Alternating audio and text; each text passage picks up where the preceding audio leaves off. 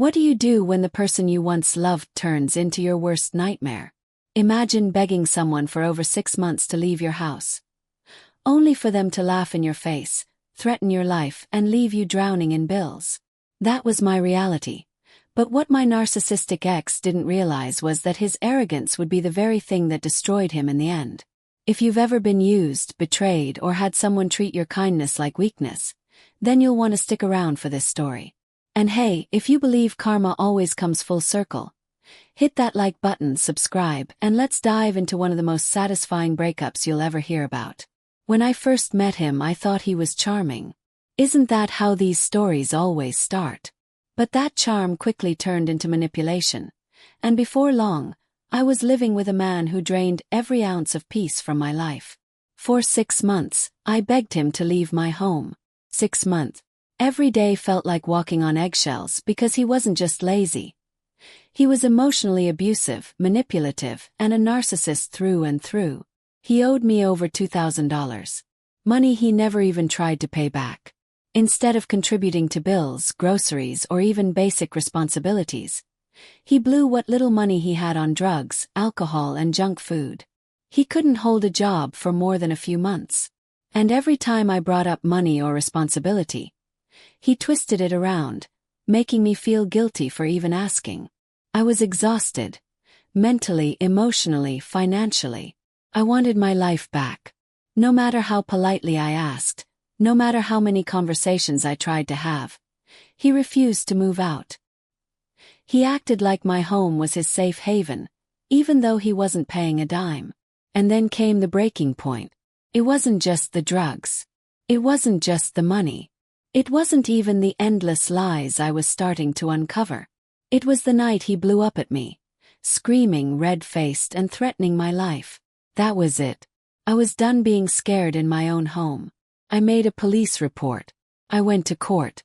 And I got official papers to have him removed. Watching him finally leave was like being able to breathe again for the first time in months. After he left, word spread quickly. A mutual friend told me he stayed with them a few nights, but eventually he crawled back to his home state. Except, he didn't take everything with him.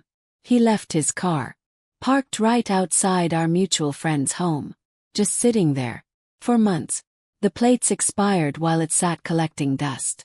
It was like a giant, rusting reminder of the mess he left behind.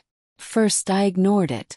But then the whispers started trickling in, lies he was telling about me behind my back, making me the villain, painting himself as the victim. Classic narcissist. I realized something.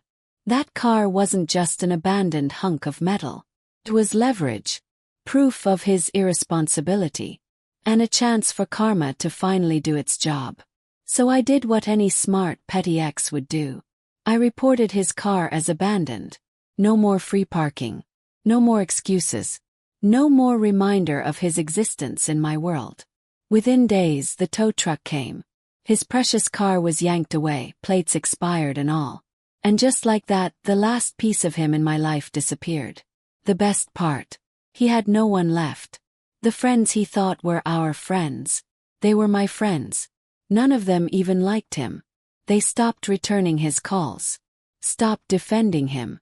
So now he's broke, carless, friendless, and exposed for the narcissist he truly was. And me. I was finally free. No more manipulation. No more threats. No more guilt. Just relief. And the sweet satisfaction of knowing that karma had done exactly what I couldn't.